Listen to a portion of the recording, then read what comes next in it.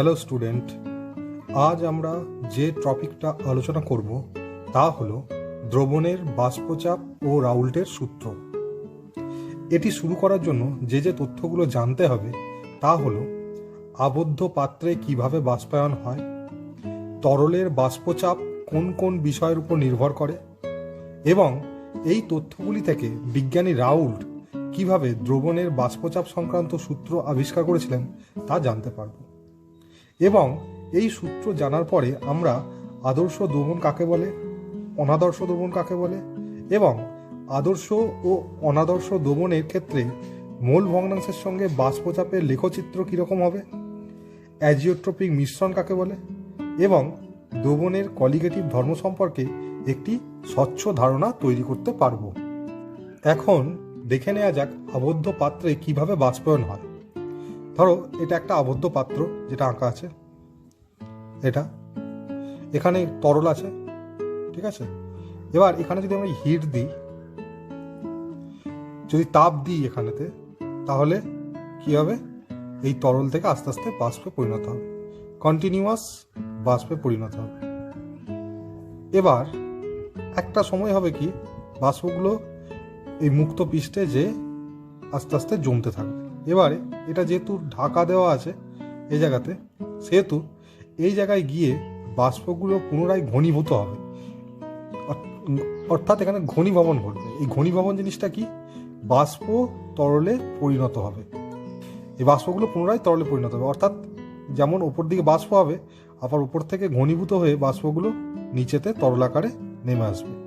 এই প্রসেসটা কন্টিনিউ চলতে থাকে। কতক্ষণ কন্টিনিউ করতে থাকে এই প্রসেসটা? যতক্ষণ না এই বাষ্পীভূত হওয়ার হার এবং ঘনীভবনের হার সমান হয়ে যায়। যখন এটা সমান হয়ে যাবে, সেই অবস্থায় ওই নির্দিষ্ট উষ্ণতায় যে চাপ থাকবে সেই চাপটাকে আমরা বলবো সম্পৃক্ত বাষ্পচাপ। সম্পৃক্ত বাষ্পচাপের সংজ্ঞা যেটা আছে, স্থির উষ্ণতায় কোনো তরল তার বাষ্পের সঙ্গে সাম্যাবস্থায় থাকলে বাষ্প দ্বারা প্রদত্ত চাপকে ওই উষ্ণতায় উক্ত তরলের সম্পৃক্ত বাষ্পচাপ বা শুধু বাষ্পচাপ বলা হয়। বোঝা গেল? এরপর দেখে নেব তরলের বাষ্পচাপ কোন কোন বিষয়ের উপর নির্ভর করে। তরলের বাষ্পচাপ মেনলি দুটো বিষয়ের উপর নির্ভর করে। এক নম্বর হচ্ছে তরলের প্রকৃতি কিরকম। আমি ধরে নিই একটা ইথার, একটা অ্যালকোহল অর্থাৎ ইথানল এবং জল, এই তিনটের ক্ষেত্রে দেখো ইথার, অ্যালকোহল, জল এদের প্রকৃতি আলাদা। এবার ইথারের ক্ষেত্রে সেইভাবে হাইড্রোজেন বন্ডিং দেখা যায় না, যেটা অ্যালকোহলের ক্ষেত্রে দেখা যায়, আর জলের ক্ষেত্রে প্রচণ্ড পরিমাণে দেখা যায়, এদের থেকে বেশি পরিমাণে দেখা যায়। সেই ক্ষেত্রে আমরা বলতে পারি কি, ইথারের যেহেতু ওরকম কোনো আন্তরাণবিক আকর্ষণ বল নেই, অর্থাৎ যেসব তরল পদার্থের আন্তরাণবিক আকর্ষণ বল কম তাদের বাষ্পীভবনের হার বেশি, অর্থাৎ এখানে ইথারের বাষ্পীভূত হওয়ার পরিমাণ বেশি এবং বাষ্পচাপ কার বেশি, ইথারের বেশি জলের তুলনায়। আর কি, উষ্ণতা। অবশ্যই আমরা বুঝতে পারছি উষ্ণতা বৃদ্ধি করলে, এখানে যত উষ্ণতা বৃদ্ধি করব তত কি হবে, বাষ্প বৃদ্ধি পাবে, বাষ্পচাপও বৃদ্ধি পাবে। এখানে আমাদের একটা জিনিস মনে রাখা দরকার, একটা যে নির্দিষ্ট উষ্ণতাতে এই তরলের বাষ্পচাপ এবং বাহ্যিক চাপ সমান হবে, সেই উষ্ণতাতেই কিন্তু জল ফুটতে শুরু করবে। মনে থাকবে, এটা খুব একটা ইম্পর্টেন্ট তথ্য। আরেকবার বলছি, তোমরা ভালো করে শুনে নাও। যে উষ্ণতায় তরলের বাষ্পচাপ এবং বাহ্যিক চাপ সমান হবে, সেই উষ্ণতায় তরল ফুটতে শুরু করবে। এরপর তোমাদের একটা খুব ইম্পর্টেন্ট কোশ্চেন আছে, দ্রবণের বাষ্পচাপ সম উষ্ণতায় বিশুদ্ধ দ্রাবকের বাষ্পচাপ অপেক্ষা কম হওয়ার কারণ। এইখানেতে একটা জিনিস তোমাদের জেনে রাখতে হবে, দ্রবণের বাষ্পচাপ সম উষ্ণতায় বিশুদ্ধ দ্রাবকের বাষ্পচাপ অপেক্ষা কম হয় কেন। এইখানে মনে রাখতে হবে তোমাদের যে দ্রাব্যটা আছে, দ্রাব্যের প্রকৃতিটা অবশ্যই কঠিন হতে হবে। আর দু নম্বর কি হতে হবে, অনুদ্বায়ী হতে হবে।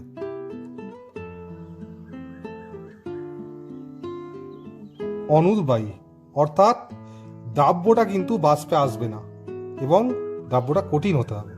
এই দুটো ক্রাইটেরিয়া দ্রাব্য ফলো করলে তবেই কিন্তু এই কোশ্চেনটার উত্তর বলা যাবে। অর্থাৎ এই কোশ্চেনটার উত্তর বলার আগেই আমাকে বলে নিতে হবে যে দ্রবণটি তৈরি হবে সেই দ্রবণটির দ্রাব্য হবে কঠিন এবং অনুদ্বায়ী।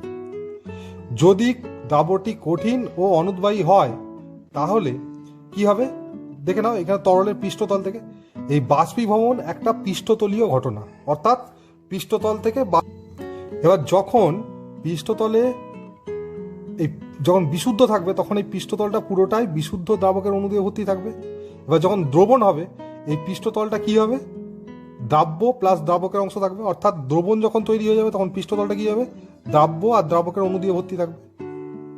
যখন দ্রাব্য আর দ্রাবকের অণু দিয়ে ভর্তি থাকবে এবার তারপরেই কি লেখা আছে দেখো, বিশুদ্ধ দ্রাবকের তুলনায় দ্রবণের পৃষ্ঠতলের একক ক্ষেত্রফলে দ্রাবকের অণুর সংখ্যা কম।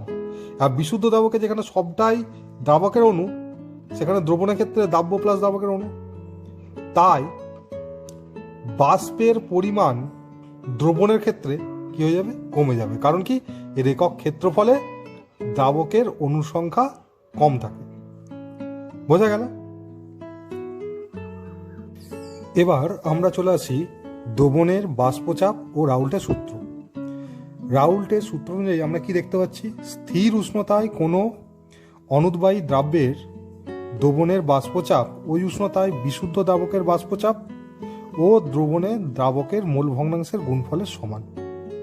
এবার এখানে একটা জিনিস ভালো করে লক্ষ্য করে দেখো, এখানে দ্রাব্যটা কি নিয়েছে, অনুদ্বায়ী। অর্থাৎ রাউল্টের যখন সূত্র আসছে তখন দ্রবণের ক্ষেত্রে আমরা যে দ্রাব্যটাকে নেব সেই দ্রাব্যটা অবশ্যই কিরকম হতে হবে, কঠিন এবং অনুদ্বায়ী।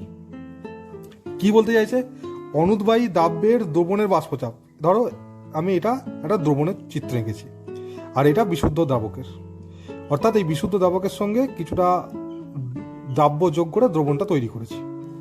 এই যে কোনো অনুদ্বায়ী দ্রাব্য, এখানে কিরকম দ্রাব্য যোগ করেছি, অনুদ্বায়ী আর কঠিন। তার ফলে যে দ্রবণটা তৈরি হয়েছে তার যে বাষ্পচাপ, তার যে এখানে বাষ্পচাপটা তৈরি হচ্ছে, ঠিক আছে, ওই উষ্ণতায়, এই একই উষ্ণতায় এই বিশুদ্ধ দ্রাবকের যে বাষ্পচাপ ও দ্রবণে যে দ্রাবক আছে তার মোল ভগ্নাংশের গুণফলের সমান। ঠিক আছে, এবার এই যে দ্রবণের বাষ্পচাপ, তাহলে এই দ্রবণের যে বাষ্পচাপ, এই বাষ্পচাপটার মান কত হবে, দ্রবণের দ্রাবকের মোল ভগ্নাংশ। এই দ্রবণের মধ্যে যে দ্রাবক, এখানে দ্রবণের মধ্যে কি আছে, দ্রাবক প্লাস দ্রাব্য আছে। আর আমার আগের যে ভিডিওগুলো আমি করেছি, মোলারিটি, মোলালিটি, নর্মালিটি, এখানে আমি বলেই দিয়েছি দ্রাবককে আমরা সবসময় 1 দ্বারা ডিনোট করব আর দ্রাব্যকে 2 দ্বারা। অর্থাৎ এখানে দ্রবণের দ্রাবকের মূল ভগ্নাংশ, যেহেতু মূল ভগ্নাংশকে আমরা x দিয়ে প্রকাশ করি, তাই এখানে কি বলেছে, দ্রাবকের মূল ভগ্নাংশ, তাই আমি x1 দেবো। ঠিক আছে, এই 1টা কিসের জন্য, দ্রাবকের জন্য, আর xটা কি, মূল ভগ্নাংশের জন্য। x দিয়ে আমরা মূল ভগ্নাংশ প্রকাশ করি আর একটা কি জন্য দিলাম, এই দ্রাবকের জন্য। অর্থাৎ এখানে যে দ্রাবক আছে তার মূল ভগ্নাংশের সঙ্গে কি গুণ করতে হবে, বিশুদ্ধ দ্রাবকের বাষ্পচাপ। এই যে এখানে যে বিশুদ্ধ দ্রাবক, এই বিশুদ্ধর ক্ষেত্রে আমরা সবসময় জিরো সাইনটাকে ইউজ করব। কোথায়, সেটা মাথাতে, এবং চাপকে আমরা পি দ্বারা প্রকাশ করছি, মাথায় 0 দ্বারা প্রকাশ করছি, অর্থাৎ P0। অর্থাৎ বিশুদ্ধ দ্রাবকের যে বাষ্পচাপ, এই বাষ্পচাপটার সঙ্গে এই দ্রবণের দ্রাবকের মোল ভগ্নাংশ গুণ করলে যেটা পাবো সেটা কি, দ্রবণের বাষ্পচাপ। আর দ্রবণের বাষ্পচাপকে আমরা কি, পি দিয়ে গুণ করব। তাহলে আমি কি সূত্রটা পেলাম, P = x1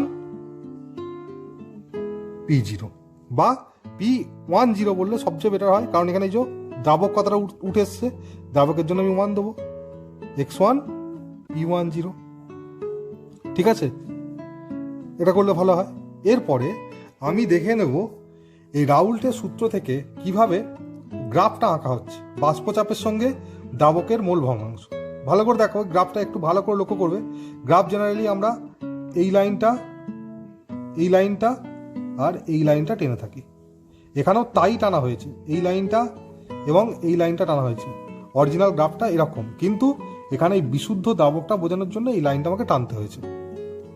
দেখো, আমরা মূল ভগ্নাংশের যে সূত্র, সেই সূত্র থেকে কি পেয়েছি, x1 প্লাস x2 সমান 1, অর্থাৎ দ্রাবকের মোল ভগ্নাংশ প্লাস দ্রাব্যের মোল ভগ্নাংশ সমান 1 হবে।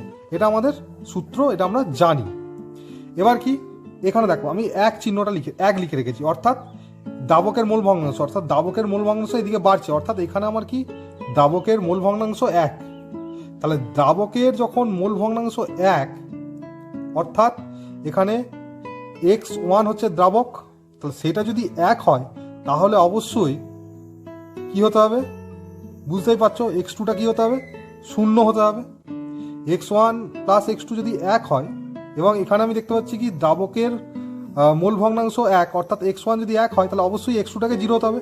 অর্থাৎ এখানে এই জায়গাতে যে পয়েন্ট আমি পাচ্ছি বাষ্পচাপের, এই যে বাষ্পচাপ, এইদিকে বাষ্পচাপ, অর্থাৎ এটা বাষ্পচাপের পয়েন্ট মোল ভগ্নাংশের সঙ্গে, এখানে যেখানে মোল ভগ্নাংশ 1 দ্রাবকের, সেখানে যে পয়েন্টটা পাচ্ছি সেই পয়েন্টটা কিসের জন্য, বিশুদ্ধ দ্রাবকের বাষ্পচাপ, অর্থাৎ এই পয়েন্টটা হচ্ছে বিশুদ্ধ দ্রাবকের বাষ্পচাপ।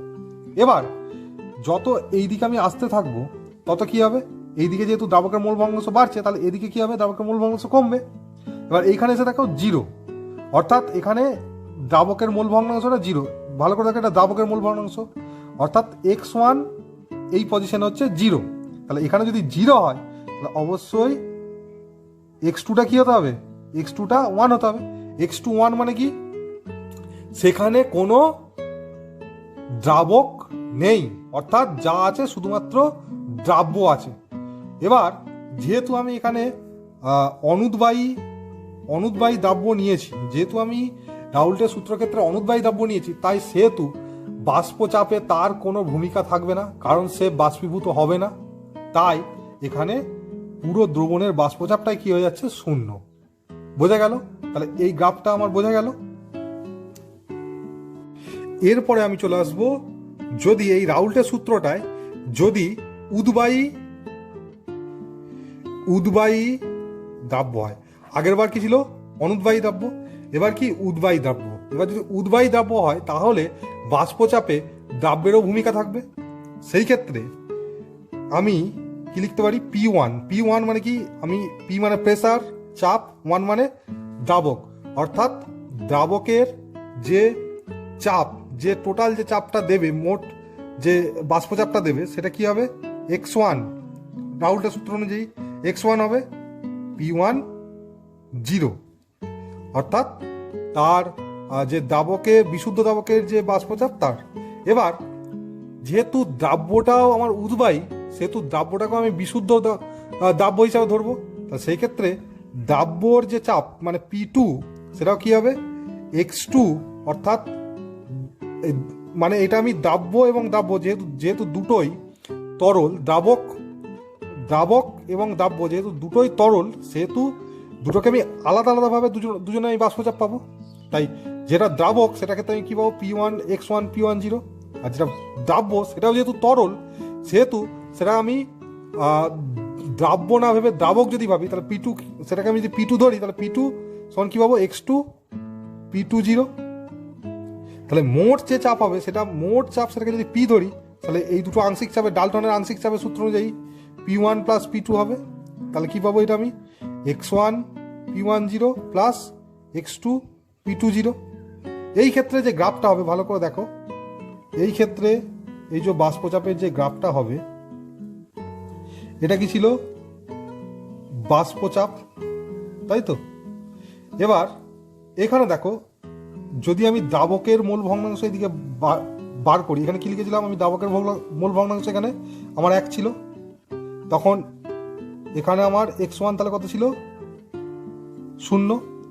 আর এবারে যখন আমি দ্রাব্যটা আমার চলে আসছে, তখন এখানে কি আমার দ্রাব্যের মোল ভগ্নাংশ 1, এখানে কি হবে, x2টা 0 হবে। আগেই দেখালাম x1, আগেই তোমাদের দেখিয়েছি x1 প্লাস x2 সমান 1, এটা আমরা জানি। যদি x1 1 হয় তাহলে অবশ্যই x2 কি হতে হবে, 0 হতে হবে।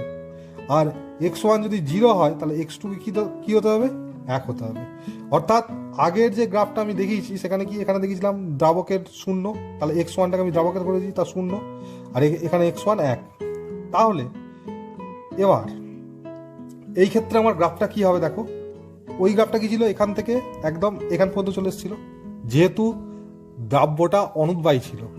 এবার যখন দ্রবণের দ্রাব্যটা অনুদ্বায়ী নয়, তাহলে এটা নিশ্চয়ই একদম জিরোতে ঠিকবে না, এরকম একটা নির্দিষ্ট জায়গায় থাকবে, এই জায়গাতে থাকবে। কারণ কি, দ্রাবকের পরিমাণ কমতে থাকলেও যখন হবে না, অনেক ক্ষেত্রে কি হয়, আন্তঃআণবিক আকর্ষণ বলের প্রভাবে আয়তনটা অনেক সময় কমে যেতে পারে বা বেড়ে যেতেও পারে। সেরকমের ক্ষেত্রে কিন্তু সেটা আদর্শ দ্রবণ হবে না। আর কি, ডেল্টা এইচ মিক্স মান 0, অর্থাৎ এই এ আর বি কে যখন আমি মিক্সড করব, তখন কোনো তাপের উদ্ভব বা শোষণ হবে না। আর একটা জিনিস কি, এই এ অর্থাৎ দ্রাবকের অণুর মধ্যে যে আন্তঃআণবিক আকর্ষণ বল থাকবে, অর্থাৎ এ আকর্ষণ বল যেটা আছে, সেই আকর্ষণ বল যা হবে বিবি অর্থাৎ দ্রাবকের অণুর মধ্যে, দ্রাব্যের অণুর মধ্যে আকর্ষণ বল একই হতে হবে, অর্থাৎ বিবি এ আকর্ষণ বল মানে দ্রাবকের অণুর মধ্যে যে আকর্ষণ বল থাকবে, বিবির মধ্যেও সে আকর্ষণ বল থাকতে হবে, এবং কি এ বি এদের নিজেদের মধ্যেও আকর্ষণ বলটা একই থাকতে হবে। আজকের এই ভিডিওটি এ পর্যন্তই। দ্রবণের চ্যাপ্টারটা আরও কন্টিনিউ করব, তোমরা এই ভিডিওগুলো পরপর ফলো করতে থাকো, তাহলে দ্রবণের চ্যাপ্টারটা তোমাদের খুব সুন্দরভাবে তৈরি হয়ে যাবে।